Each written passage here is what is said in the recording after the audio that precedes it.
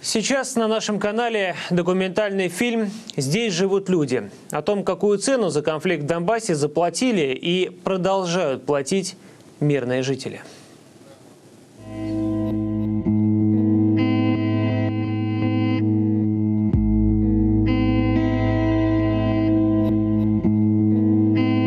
Мой отец за сутки до того, как я въехал в ДНР, он мне говорит: кто тебе заплатил, зачем ты туда едешь, для какого канала ты туда идешь? Не для канала. Нас тут спрашивают: вы журналисты? Мы говорим: мы не журналисты.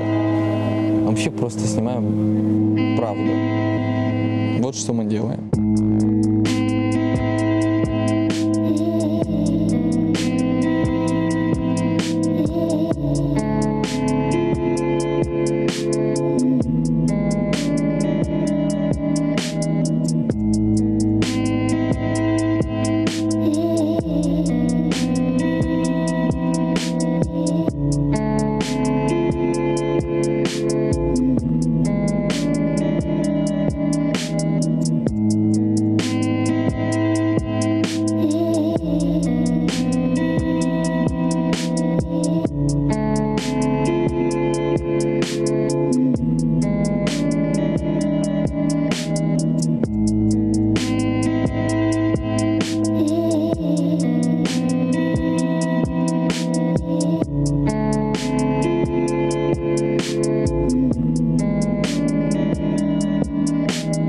Мені 13 років. Тут була війна, і багато людей умерло.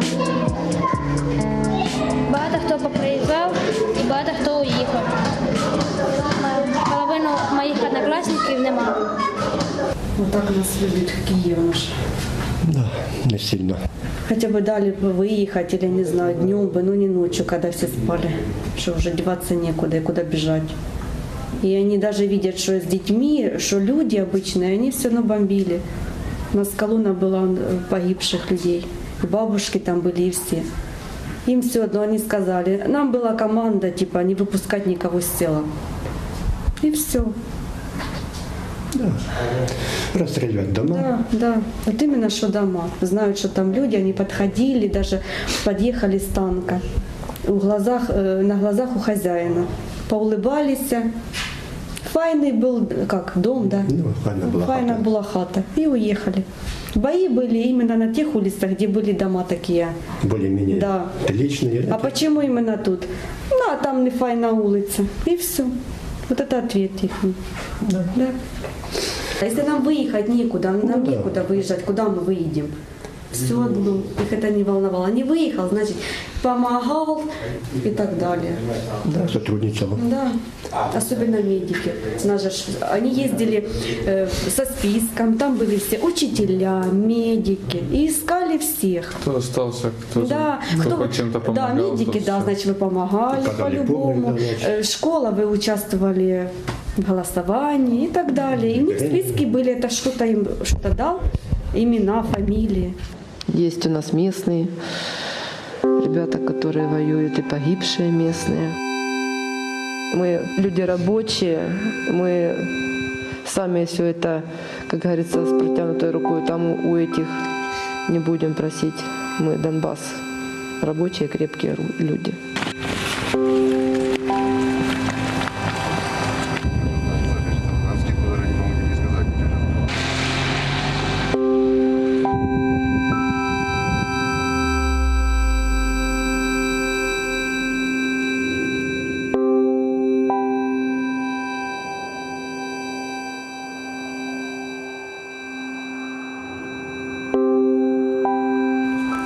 Ну, во-первых, мы боролись за свой дом, за свою семью, за свой народ, который стоим здесь. Мы же не пришли к ним туда. Они пришли к нам и пытаются навязать свое. Ну, что тут действительно беспредельничали они, конечно, да, серьезно. Этому прощения нет, этому прощения никогда не будет, да. И браться с ними никогда не будет. Да. Никогда. Слишком много сделали горя здесь. И детей, и жен, и бабтерей. Нагло. Бомбили по беспределу. Ну, увидели сами на Сауроке, что творится. Сауровка, Дмитриевка, Степановка, вот Петровчик то же самое. Много положили людей невинных и ложат до сих пор невинных людей.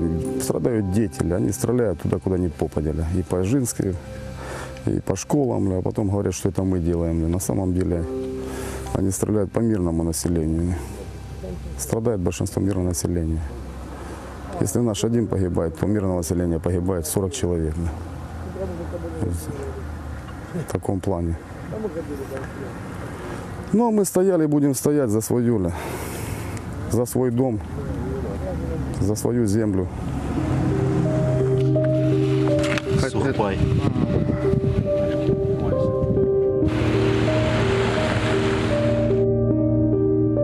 Мы жители Амросики. Очень жаль, что такое к нам отношение с Киева. Мы хотим самостоятельно, мы хотим от них отделиться и жить нормально. Вот. Мы этого не хотели, но мы все это видим, разбитое, разбомбленное, разграбленное. Удивляемся, как все разбили нашу область, наше достояние.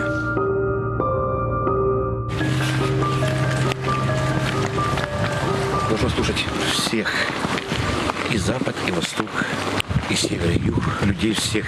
Потому что, так, к мнению, никто это не слушает пока. Только кричат, что мы сепаратисты. Дети наши сепаратисты школу разбили. Посмотрите, вот школа. В большей части обрабатывает население. Говорят, здесь русские. Да здесь наши хлопцы стали на защиту. Жалко их. Много погибло. Абсолютно в хлам разрушена школа. Дети даже они русские особо не знают. Они говорят на украинском. Они говорят, Бендера, пришел, бендеровцы, и говорит, мы не простим. Ну, конечно, это не простят. Дети маленькие заслужили, да, это все. Они же террористы, они пророссийские боевики. Вот они, дети, которые вчера были на празднике, которые держали флажки. И во всех заборах на калитках написано «Здесь живут люди». Понимаете? Здесь живут люди. Это понятие, мы плакали, что мы люди. Что поймите, что мы люди, что мы тоже живем здесь. А у нас мы не люди, Мы никому не потрібні. Тяжело это все воспринимать, отношения. Даже те, кто пришли в село, первые дошли, хлопці, самі не розуміли, чого вони тут, за що вони борються. Вони не розуміли.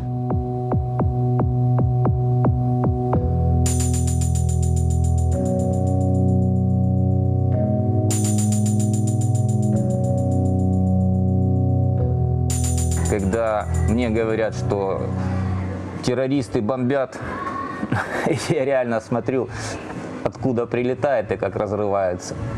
И зачем врать? Скажите правду. Да, мы считаем, что вот здесь идет гражданская война. Но просто скажите, да, мы бомбим, да, потому что мы считаем, что это тот фактор, который надо задушить на корню. Как мне звонят друзья, у меня очень много друзей, я говорю, да приедьте к нам, просто один день, посидим, чай попьем. И не надо потом рассказывать, что мы здесь все раньше были просто бандитами, потому что жили в Донецке, а теперь мы еще сепаратисты, и теперь мы еще террористы. А жители называют жизнь в Донецке донецкая рулетка. Попал в зону обстрела, не убили, повезло, не повезло, убили. Да, у каждого человека свое понятие, герой или террорист. Если он тут родился, и его мнение не услышали, и вообще у него ничего не спросили, а записали в террористы, то он, наверное, террорист. Так и все, кто остался здесь и выехать не может, это все террористы. Понятие и закон для всех един, если он выполняется. Для всех. Дай Бог, чтобы это было последней каплей. Чтобы не было больше здесь бомбежек. Может, все восстановится. Может, не придут уже сюда. Против кого воевать? Друг с другом воюем. И вот о единой стране сейчас, я не понимаю, о какой Украине вот сейчас говорится. Я помню ту Украину, но как к ней вернуться, я не понимаю. Ну, я не знаю, как это простить, честно. Я не знаю, как это загладить, простить. Я не понимаю. А как это сказать семьям, у которых вот или погибшие родственники, или детки в школе взорваны, или на футбольном поле? Как это простить? Не понимаю.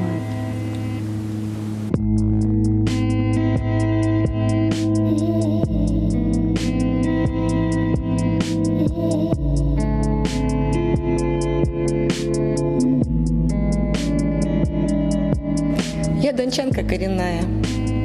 Я люблю свой город. Я всю жизнь здесь прожила, здесь работала. Я не хочу никуда уезжать. Я хочу остаться здесь. Для наших людей, для дончан.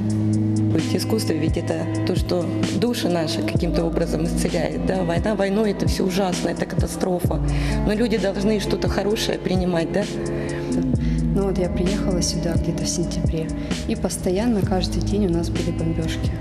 Нам слышно это все, один раз даже в бомбоубежище пришлось спускаться, ну потому что очень страшно. Когда танцуешь, забываешь о войне, тебе нужен только танец, только танцевать хочешь, и все. Не уедете из Донецка? Нет, я сюда приехала, у меня была возможность уехать, но я не хочу. Мы для себя выбрали, у нас обратного пути нет.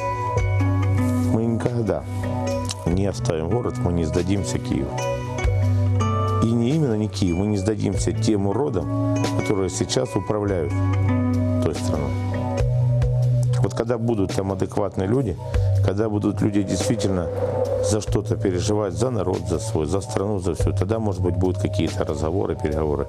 А сейчас не с кем разговаривать и не о чем. Это убийцы. У них руки не то что по локоть в крови, у них и уши в крови. И эту войну развязали они, и задача у них была поставлена четко из-за рубежа. Так вот, те, кто это затеял, они имеют совершенно другую мотивировку, не экономическую, они имеют идеологическую мотивировку. За этим уже стоит понимание, что атака и бой идет на само сознание русского человека, вернее той национальности, которая впитала и ведет за собой сотни других малых национальностей и никогда не имела с этим проблем. Вот этот союз и даже религии, и православия, и ислама, буддизма на деле, на практике, в жизни, в мирной. Вот что, как пелось в одной известной песне, «Черный глаз слепило и слепит». То, что они уже сделали сейчас и продолжают делать, оно закончится у них дома. Но, понимаете, те, кто рождает эти мотивирующие идеологические войны, которые стоят в сути всего происходящего, они на это и рассчитывают. В 1944 году наш великодушный народ, гуманный, простил предательство Западной Украины. Их оставили в покое. Им простили все те прегрешения, которые они сотворили с этой коричневой чумой, с фашистским режимом. После распада Советского Союза и, так сказать, нового строя демократии, вот с 91-92 года в западных регионах Украины как раз началось активное движение этой коричневой чумы. Вы увидели, во что это все вылилось? Это вылилось в гражданскую войну, а перед этим был совершен военный переворот хунты, которая сейчас занимает места теплые в Верховной Раде Украины. Когда все начиналось, тогда Донецк объявил референдум. Я сам у истоков этого всего был. Несколько вопросов. Я был в этом первом суде как юрист. Первый суд рассматривался, поскольку прокуратура тогда города Донецка подала иск, что мы не правы, мы сепаратисты. Там было несколько фраз, что мы просили. Мы просили референдум о децентрализации действительно власти, о том, чтобы действительно регионы имели какие-то свои полномочия. Речь шла о том, что признать русский язык вторым государственным, о том, что органам местного самоуправления дать больше полномочий. Мы в первом же суде выиграли это. Почему Киев не пошел тогда на обычный договор? Ну, у нас уже были тут всякие Майданы, всевозможные демократические, там, защиты, выступления. У нас на Украине как-то один период, чуть ли на протяжении 8 или 7 лет, каждый год выборы были. Ну, как-то уже скрипя сердце, мы, ну ладно, тихо, мир не стреляет и так далее. Но здесь народу наступили на что? На его честь, совесть, историческую принадлежность. На православие наступили, на ислам на тот же наступили. Там козлятник. Прыгать начал и говорить, кто не скачет, то и москаль.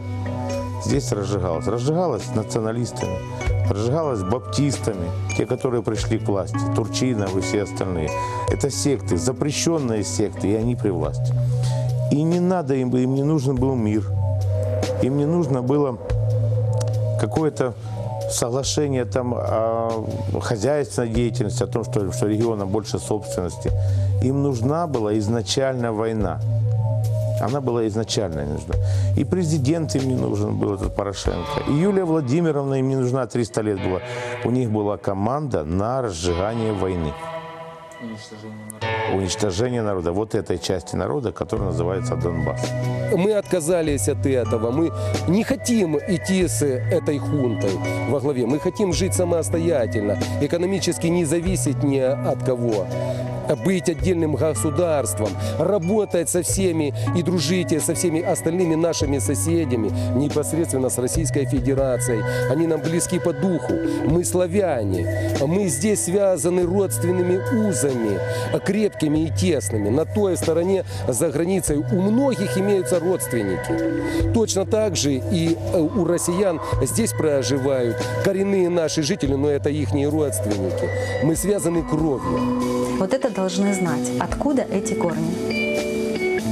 И тогда они поймут, почему связь с русским народом, но просто нельзя разделить. Почему мы с другими понятиями, и почему мы никогда не примем Бандеру, и почему мы никогда не примем четкое разделение между славянскими народами. Это априори. И я считаю, что именно наш выбор с такими глубокими корнями и с такой перспективой, что этот выбор самый правильный.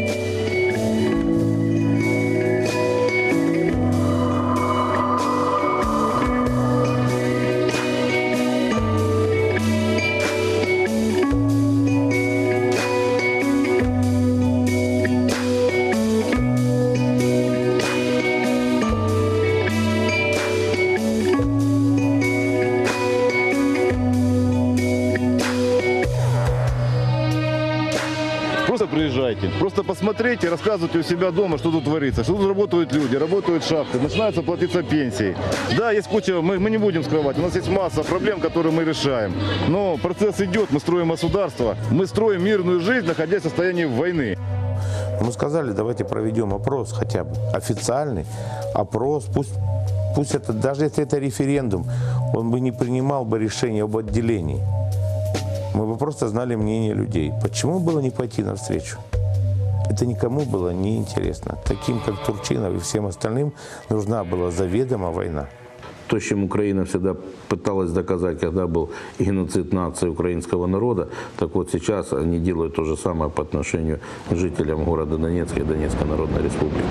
А как это можно еще назвать? Когда блокада идет даже уже поставок продуктов питания. Как, кроме как геноцидом, это можно назвать? Я уже не говорю о том, что используется тяжелая артиллерия и оружие массового уничтожения по отношению к гражданам. Когда уничтожаются обычные гражданские объекты, жилье и инфраструктура. Как это можно назвать? Кроме как геноцидом это назвать невозможно. Поэтому мы все должны себе давать отчет, что происходит. Знаете, Господь, Он один, Он видит все. Мы ни на кого не нападали, мы никуда не шли. Нам просто надоело так жить, мы устали. Победа будет за нами, мы стоим на своей земле.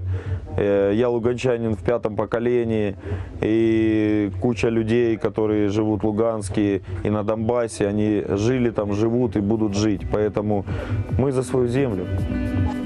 А вот кукловоды, вот те, которые сюда запускают, которые засылают, ну какая же здесь экономическая выгода? Территорию им завоевать никто же не даст. Черноземы украинские, о которых там мечтали, они у них уже были. Зачем же им войну затевать? Нет, они идут. Здесь нужно вычистить нацию, русскую, которая впитала в себя многочисленное количество народов, их союзников, веру для того, чтобы внедрить свое. То есть я к чему подвожу? Не финансовая, не экономическая выгода ими давлеет. Здесь сатана там правит бал. Выбрали полигон американцы и давайте. А те люди, да, они молятся доллару, они молятся каким-то там своим баптистским идолам, непонятно. Им это тоже выгодно. Таким, как Яценюк и другим. Не буду дальше по фамилиям, но скажу одно. Я для себя, например, лично все определился. Не будет с этими людьми порядка в государстве. Пройдет время, и тот же Киев поймет, кто ими руководил, как руководил и на что их толкали. Я думаю, мы с народом потом сядем, пожмем друг другу руки и скажем, что да, нас травили, извинимся друг перед другом. Но перед той властью никогда на колени не станем. С людьми, с киевским народом, с украинцами мы помиримся. Мы пожмем друг другу руки. Но никогда мы не пожмем руки с тем правительством, которое развязало эту войну. Я потом с многими пленными общался, с украинскими, и многие из них вообще не понимали, где они находятся. Им там говорили, мы едем на учения, там в закрытых грузовиках, ночью, куда, шо, привезли, трах-бах, как бы, и тут линия фронта, бабах-бабах. Вы поймите, вот эти все мифы про российскую армию, Российской Федерации, там, на Украине это в первую очередь миф, потому что признаться, что они получают по щам от обычных шахтеров и таксистов и работяг, как-то стыдно, как бы. А вот что, от российской армии, что, Гитлер получил, Наполеон получил, не стыдно как-то по морде получить, как бы. Недавно ездил в Новоазовск, там до украинской стороны 10 километров, буквально вот Мариуполь, и работают несколько украинских каналов. Такой негатив идет, такое вранье идет. Война оружием, она слабее, чем та война, которая идет посредством массовой информации. Там просто идет накачка людей.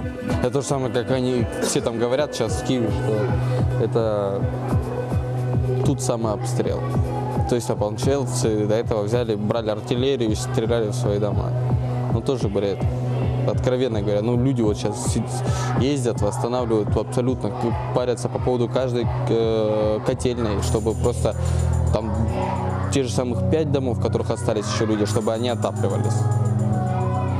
И что они брали бы и артиллерию и стреляли по своим районам? Вон, детям скажи, они посмеются. Это бред чистой воды. Ну, как говорится, каждому свое, и на войне все средства хороши. И, видать, у них там получается, хотя бы воевать у них не получается, хотя бы врать, да, получается.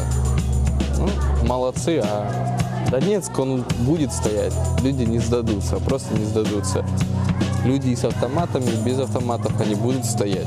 Так повелось, что Донбасс, если изучить историю, это регион, который потом, кровью, а то и жизнью своей отстаивал свои интересы. Он никому не покорялся никогда. Даже еще со времен Черноморья, которые здесь приморцы и сарматы ходили. Это было вольное поселение, вольный народ. Они жили дружно в мире. У нас сейчас минимум 36 национальностей уживается только в одном городе Донецке.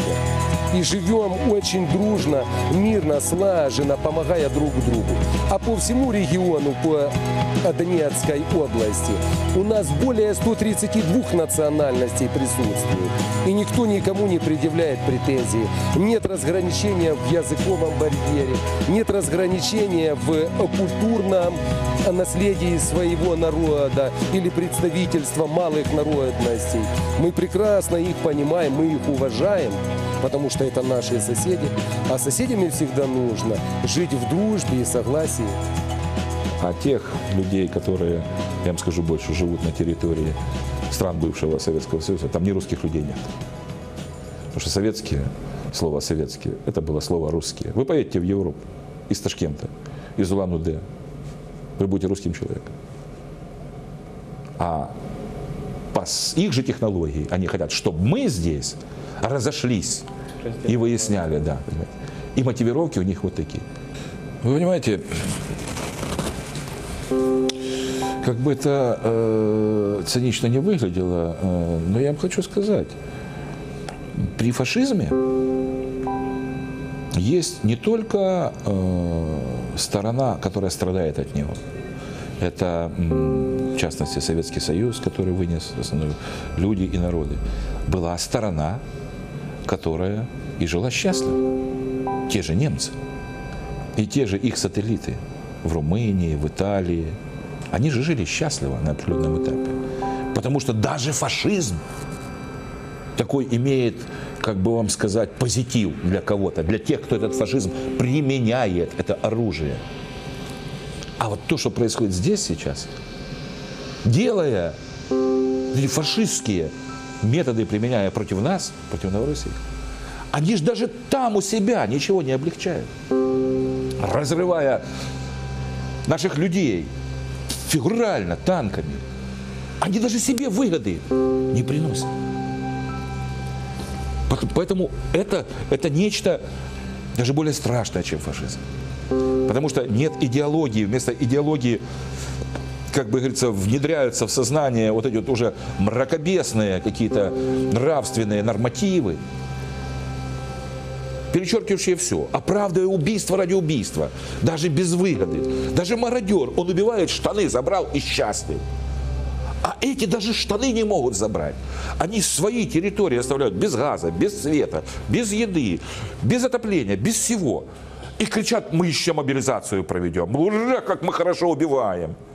Так а кто кого убивает? Это они убивают и своих, и нас стараются убить. Вы знаете, я даже не сказал бы, что это фашизм. Какая это Европа? Если происходит геноцид, если происходит война, если там чиновников в мусорки закидывают, какая Европа? Вот Украина, посмотрите, ваш Киев, прекрасный город. Там, я нигде не был в Украине, жаль очень, я очень хочу поехать. Я верю всем своим друзьям, они говорят, это прекрасное государство было. Почему, допустим, Америка и Европа не делают вливание там, в пенсии ваши, в еду, там, в развитие экономики, она делает вливание лишь в войну? У вас министры, 3 министра иностранцы. Какая вы незалежная Украина? Вот она независимость. Сейчас все руководство, что здесь находится, это все донецкие ребята. Это вот она независимость. Даже вот тут содержание Украины больше, чем вот на всю эту территорию. Ценности, извините, утрачены духовные. Большая их часть, не все. Но, извините, работа какая велась спецслужбами.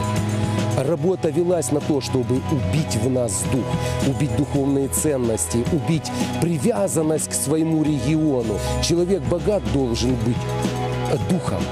Человек богат должен быть своими делами праведными и поступками. Он должен помогать ближнему, слабым. Я бы хотел это сейчас опять поставить важным вопросом и обратить развитие духовное нашей молодежи, нашего будущего, нашей смены. Мы должны их воспитать опять в патриотическом чувстве, чтобы они смотрели и равнялись на примеры наших граждан. Некоторые погибли, а некоторые еще остаются в рядах и плечом к плечу с нами помогают в строительстве нашей республики. Вот что нужно развивать и закреплять нашим гражданам. Задача не наша выжить, а задача наша их победить.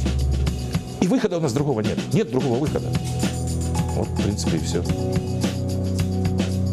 Почему, я уверен, ни Путин Новороссию не сливает, ни ДНР не делает, ни мы ее не сливаем. А мы не можем это сделать, потому что случится тогда все то, о чем мы сейчас с вами проговорили. А этого не позволит память предков, вера наша.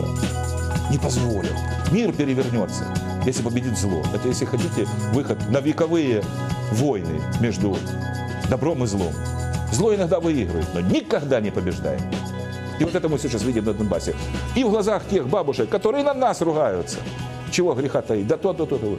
Но потом, выплакавшись, подойдет, обнимет и говорит, спасибо вам, сынки. Это когда мужики, бойцы, огромные дядьки рыдают, еще страшнее, заходят за угол. Вот такие вот слезы на глазах.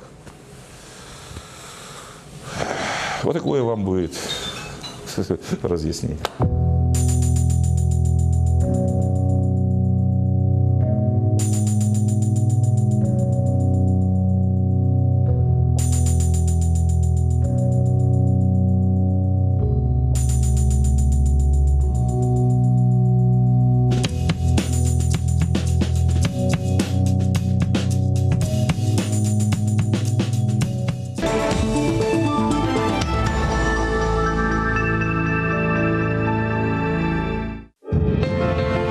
Сила тайги.